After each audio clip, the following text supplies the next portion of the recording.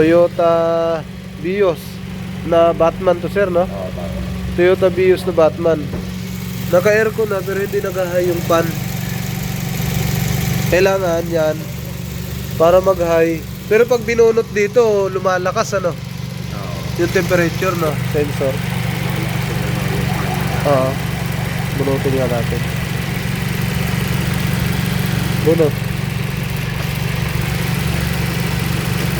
Di Ay, hindi. Yung nakaraan ay. pagka ano siguro, hindi naka-aircon. Hindi, ano to? Ano to sir? Yung binyata sa baba. So.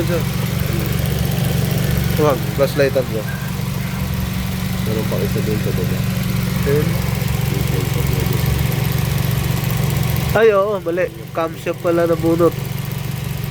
Camshaft. Sa ilalim pala yun, sa isa. Yun, ito camshaft pala yung nabunot sa ibabaw. Sa ilalim, oh. Yan, tingnan natin, oh.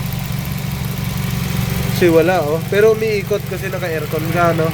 Tapos, pag binubunod yan, saka siya nag-exercise yung engine. Tama. Okay, bigan. Bigas.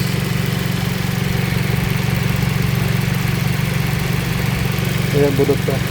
Ayun, oo nga. Ayun, nag-high na siya, oh. May high na, ano? Oo. Binalik na natin, nawala na uli. Pero palit na rin ako noon. Nagpalit ka na, oh, bagong palit ang sensor mo eh, temperature. Check natin to, tapos ito bagong palit. Ito yung relay eh. Yan yung relay ng ano eh, fan, yan. Fan. Ito, tsaka wala na, yan lang. So check natin yan. Yan oh. Ito yun. Nagpalit ka na ng bago, no? Circuit. Okay, scan muna natin para makita live data. Ito muna. Off. Off pati aircon na. Off. Okay, on mo. Tapos scan. Clear mo muna yung fault code kasi nagbunot ako ng temperature. Sensor. Scan mo tapos clear. Anong year model, sir? 2011. 2011.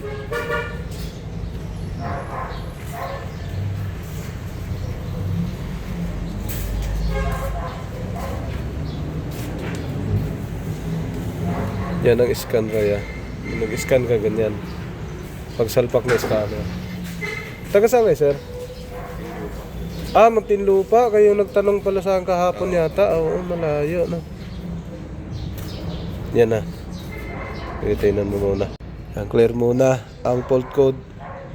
Gusto muna lahat. Clear muna lahat. Tapos paandar ka. Tingnan mo live data ng tubig, yung temperature. Clear mo muna lahat ng fault code. Tapos paandarin mo. Tingnan mo yung live data ng ano.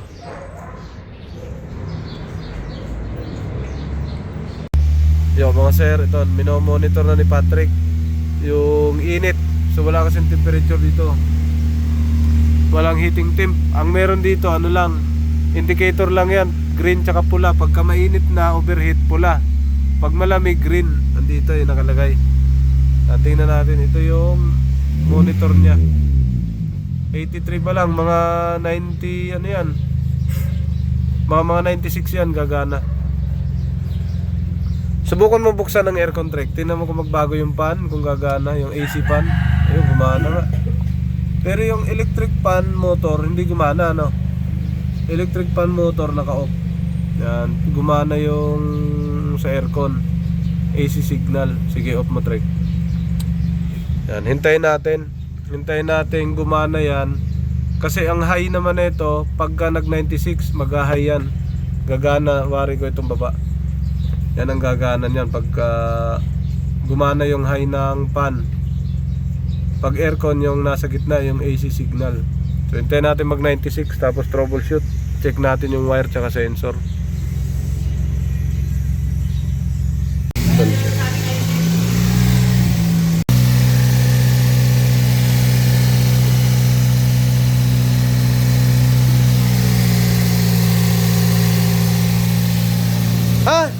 Hindi pala naikot, ano? hindi na ikot pala, ano? Pagka naka-on ang aircon, naikot siya. Hintayin lang natin yung 96. Magwa-warning naman yan eh. Oo nga, hindi mag-high. Kaya ito troubleshoot talaga to. Tingnan lang natin kung saan tayo mag-umpisa. Ilang ano na? 90? 89 pa lang. Wala pa yan. 90, wala pa yan. Tawagin mo ko pag 95 na. 94, 95 na. 96 lang dapat iikot yan. 95.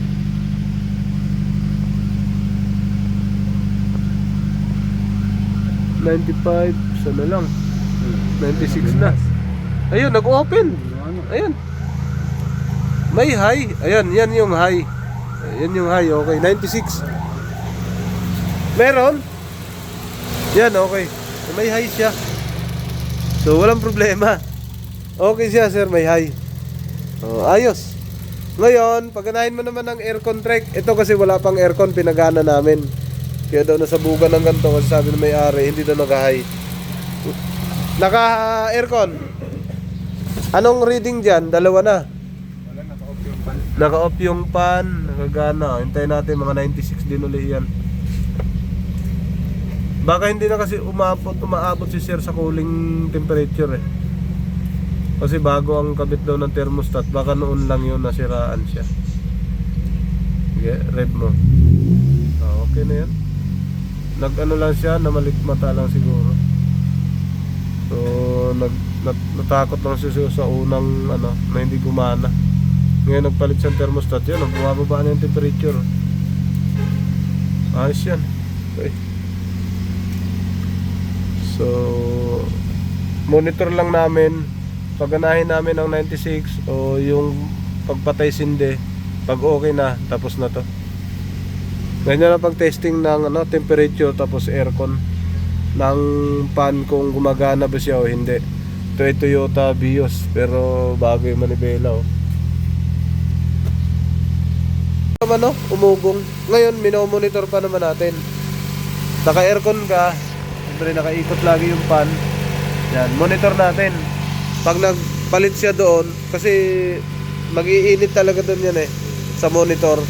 Pag nag-high siya ngayon, pag mainit kasi panahon, mahina talaga. Kaya ang iba naglalagay ng pan dito. Oo, sa harap. Kasi yung sa aircon, andyan sa likod nito, naharangan ng radiator, nandito sa likod. Kaya minsan yung hindi natatamaan gaano ng hangin dito, may medyo malamlam yung lamig. So ayos, ang titingnan natin yung pagganan niya na naka-aircon. Yo, what's up? Welcome back to my channel, Automatic Works.